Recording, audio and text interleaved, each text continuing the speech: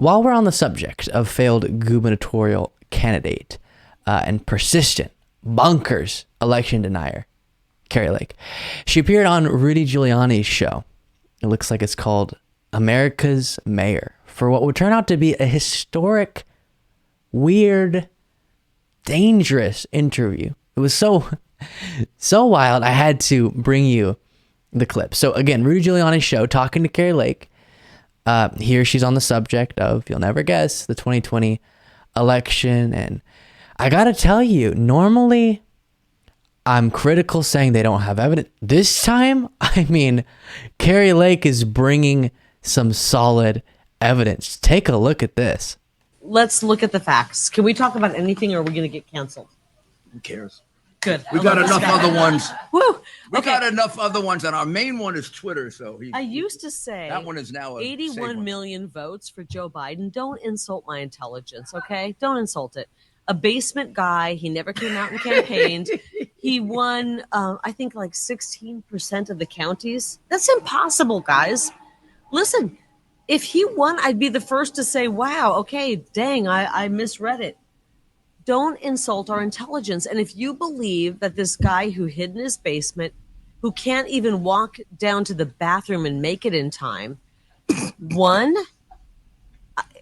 I worry about your intelligence. And I worry about that, the fact that the fake news media has sent these like worms into your brain. And that's what's happening. They're using you, they're using your children, and they're brainwashing you into a bunch of lies. Joe Biden didn't win. I'm not saying that because I love President Trump. I do. I think Okay. We have another clip to get to that is wild as well. But to respond to that, because the reasoning here is because during a deadly pandemic, Biden didn't hold massive super spreader events like Trump did. That's what they mean by he was in his basement. He was social distancing. There's no way he could have won. Well, let me pose something to Kari Lake. It's a wild, wacky idea, but hear me out. Instead of trying to figure out who won an election based off the way in which they campaigned during a pandemic, we can figure out who won an election based on the election results. And you'll say, oh, but the election results were fraudulent. Okay, then prove it. And those in the Kari Lake world, the Trump world, have tried to prove their claims, and it has failed.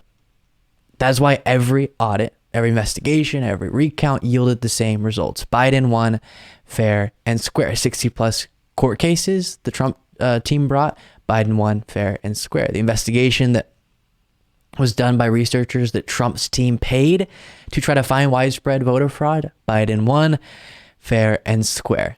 That, in a reasonable society, is how we understand whether or not someone won an election. Facts, empirical information, not the vibe of Kari Lake or Rudy Giuliani based on the size of Biden's campaign rallies. And it's sad and shameful that individuals such as Trump, Kari Lake, and Rudy Giuliani grasp at straws like Biden social distanced too much during his campaign during a pandemic to continue perpetuating a lie about our election systems that is breaking down our democracy. Next moment from this bizarre show. Now, Steve Bannon joins, jumped into the frame, a collection of some of the worst people in politics all at once. Here is that. Trump wants. They have stolen enough elections now to show us that they're evil. And they want us to throw our hands up and go, I'm not going to vote. I'm not going to get involved. We can't do that.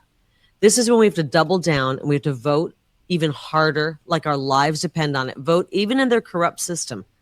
We can't. They want us to go back to sleep, go back to our lives and let them run the show. They hate the fact that the grassroots has stepped up and got involved.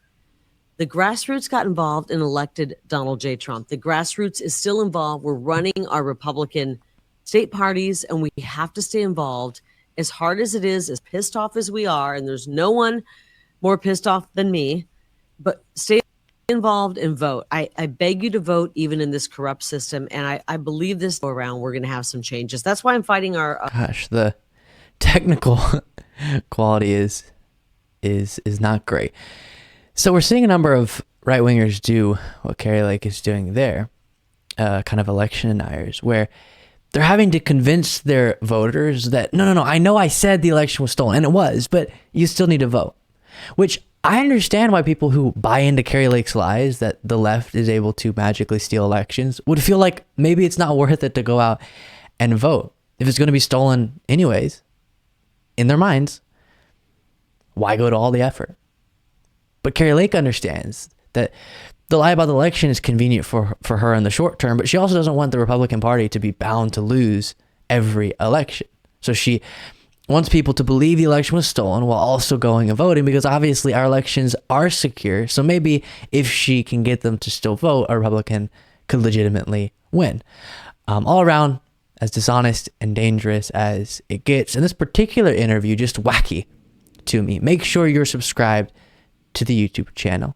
Double check, triple check, dare I say quadruple check. Make sure that subscribe button is hit or punched or smacked or touched.